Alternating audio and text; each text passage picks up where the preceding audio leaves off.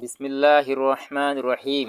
নামাজের ফরজ 14টি, যেগুলি কাম না করলে কি নামাজই হইতো না। নাম্বার 1, শরীর পাক থাকুন লাগবো। নাম্বার 2, কাপড় পাক, কাপড় যে কাপড় বিছাই হিড়ো পাক থাকুন লাগবো, গতর দেম হিড় শক্তি পাক থাকুন লাগবো। নাম্বার 3, নামাজের জাগা পাক।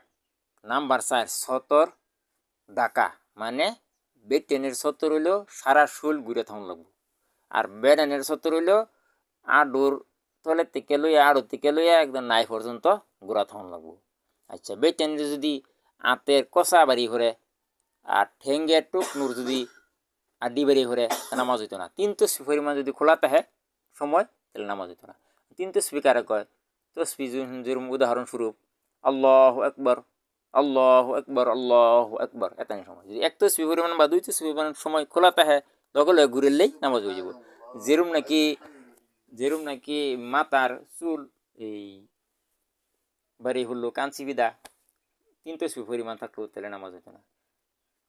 আচ্ছা, বেড়ানি কিন্তু হেডা না বললে বেড়ানি আমরা নামাজ পড়ি, প্রশ্ন হয় বেড়ানি আমরা নামাজ পড়ি পাঞ্জাবি টাঞ্জাবি পিন্দা হয়, এটা সুন্নত তরিকা নামাজ পড়া এটা। কিন্তু এর মধ্যে যদি বার্তা বাড়ি করে, নায়ের উপরে পেট বাড়ি করে, বুক বাড়ি করে, তার নামাজ হয়ে যাব, নামাজ ভাঙতো না।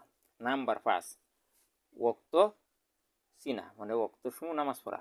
নাম্বার 6, নামাজের নিয়ত করা। নাম্বার 7, পশ্চিম বা ভিড়ে খারিয়া মুখ মুখ করে নামাজ পড়া। নাম্বার 8, তকবিরে তাহরিমা কওয়া, মানে আল্লাহু আকবার নিয়ত বন্ধা।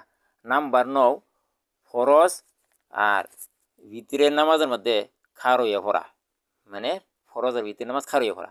নাম্বার 10, ফরজের 2 রাকাতের মধ্যে আর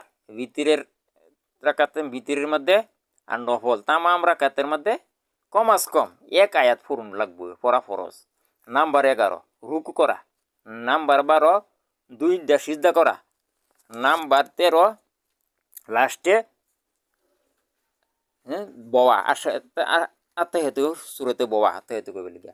নাম্বার 14, নামাজের থেকে ইচ্ছা হিসাবে যেরকম নাকি আমরা সালাম দেয়া নামাজ হাইরে দিই, মানে নামাজ দিতে পারি এরকম বারণী।